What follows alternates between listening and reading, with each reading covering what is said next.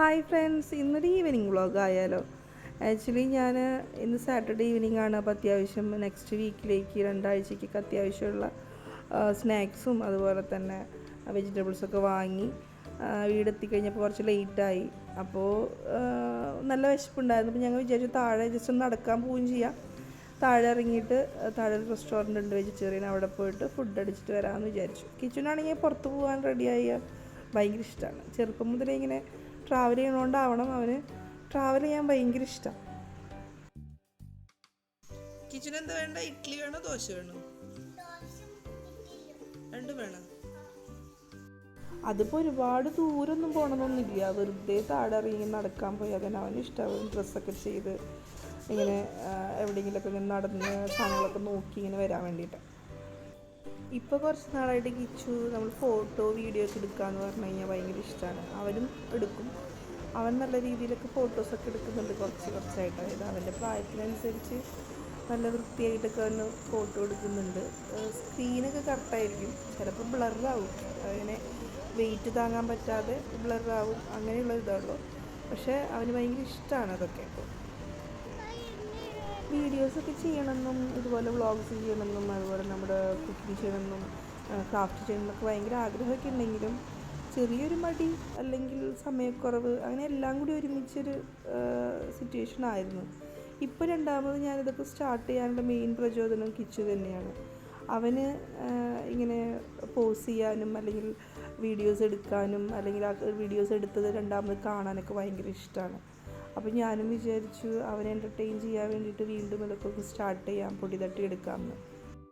അങ്ങനെ ഞങ്ങൾ veg meal കയറി. കിച്ചുവിന് അവിടെ എത്തിയപ്പോൾ ഇഡ്ഡലി മതി എന്ന് പറഞ്ഞു. ഇഡ്ഡലി വട സെറ്റ് പറഞ്ഞു.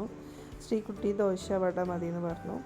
ഞാൻ ഒന്ന് വെറൈറ്റി ആയിട്ട് ഇവിടുത്തെ പുലാവ് ഇതുവരെ ട്രൈ ചെയ്ത് നോക്കിയിട്ടില്ല എന്നുള്ളതുകൊണ്ട് പുലാവ് പറഞ്ഞു. കിച്ചുവിനൊരു ബൂസ്റ്റും ഞങ്ങൾക്ക് കോഫി. വെജ് മീൽ വന്നാൽ കോഫി മസ്റ്റാണ്. പുലാവ് നന്നായിട്ടുണ്ടായിരുന്നു. എനിക്ക് ഭയങ്കര ഇഷ്ടമായി പുലാവിന്. ഞാൻ ഗോബി മഞ്ചൂരിയൻ്റെ ഒരു സൈഡും പറഞ്ഞു. തന്നെ കഴിക്കാൻ പറ്റിയില്ലെങ്കിലും എന്ന് കരുതിയിട്ട്, പക്ഷേ തന്നെ കഴിക്കാൻ പറ്റുമായിരുന്നു. നല്ല രസമുണ്ടായിരുന്നു. അതിന് വേറെ സൈഡിൻ്റെ ആവശ്യമൊന്നുമില്ല, റൈത്ത തന്നെ ധാരാളമാണ്.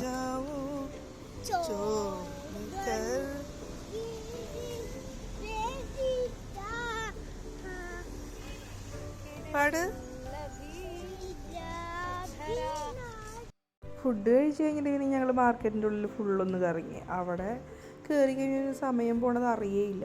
അത്രയും അധികം മെയിനായിട്ട് തുണികളാണ്. അത് കൂടാണ്ട് ഒരുപാട് സാധനങ്ങളുണ്ട്. മെയിൻ ഇതുപോലെയുള്ള തുണികൾ 5 ദിർഹം 10 ദിർഹം എന്നൊക്കെ പറഞ്ഞിട്ട് മീറ്ററിന് നല്ല 58 ഇഞ്ച് വിടുത്തുള്ള ക്ലോത്ത്. ഞാൻ 1.5 മീറ്റർ ക്ലോത്ത് വാങ്ങിയിട്ട് ടോപ്പ് അടിക്കും. സ്ലീവ്ലെസ് ടോപ്പ് അടിക്കാൻ അത് ധാരാളമാണ്. സ്ലീവ് ചെറിയ സ്ലീവ് ആണെങ്കിൽ അതിൽ നിന്ന് കിട്ടും. 3/4 ആണെങ്കിൽ നമുക്ക് 1.25 മീറ്റർ വേണം. അത്രയധികം കളക്ഷൻസ്, അത്രയധികം ചീപ്പായിട്ട് കിട്ടുന്ന നല്ലൊരു സ്ഥലമാണ് അൽഗുവേർ മാർക്കറ്റ്. റോളയിൽ, ഷാർജ റോളയിൽ ഒരുപാട് കളക്ഷൻസ് ഉണ്ട്. പക്ഷേ നമ്മൾ ഒരു കടയിൽ നിന്ന് മാത്രം നോക്കരുത്. ഉള്ളതിലൊരു 5-10 കട കയറി ഇറങ്ങി എല്ലാം നോക്കുക. എന്നിട്ട് നമുക്ക് ഇഷ്ടമുള്ളിടത്ത് പോയിട്ട് നോക്കി വാങ്ങുക. ഞാൻ സ്ഥിരമായി ബെഡ്ഷീറ്റ്സ് അതുപോലെ തന്നെ കർട്ടനൊക്കെ ഞാൻ സെറ്റ് ചെയ്ത് ഞാനൊരു വാൾ പേപ്പർ ഒട്ടിച്ചതിൻ്റെ ഒരു വീഡിയോ ഇട്ടിട്ടുണ്ടായിരുന്നല്ലോ. അതിലൊരു കർട്ടനൊക്കെ അടിച്ചിട്ടേക്കണം. അതൊക്കെ ഞാൻ അടിച്ചിട്ട് ഇവിടെ നിന്ന് തുണി വാങ്ങിയിട്ടാണ്. ഇനിയിപ്പോൾ അതുപോലെ തന്നെ നമ്മുടെ സോഫ സെറ്റിങ്ങിലാണെങ്കിലും സ്റ്റിച്ച് ചെയ്തിട്ടേക്കുന്നത് ഇവിടെ നിന്ന് തുണി വാങ്ങിയിട്ടിട്ടുള്ള ക്ലോത്ത് കൊണ്ടാണ്. ഇവിടെ വന്നു കഴിഞ്ഞാൽ നമുക്ക് സത്യം പറഞ്ഞാൽ സമയം പോണത് അറിയില്ല. അത്രയധികം കളക്ഷൻസ് ഉണ്ട്. എല്ലാ സാധനങ്ങളും മെറ്റീരിയലാണെങ്കിലും അതെ, അതുപോലെ തന്നെ ഈ ഓർണമെൻറ്റ്സ് പോലുള്ള സംഭവങ്ങൾ, അങ്ങനെയുള്ള സെക്ഷൻസും ഉണ്ട് ചെറിയ ചെറിയ കുഞ്ഞു കടകളായിട്ട്. ഒരു 8 മണിക്കൊക്കെ ഞങ്ങൾ ഫ്ലാറ്റിൽ നിന്ന് ഇറങ്ങിയതാണ്. ഇപ്പോൾ ഒരു 10 മണി 10:15 ആവാറായി.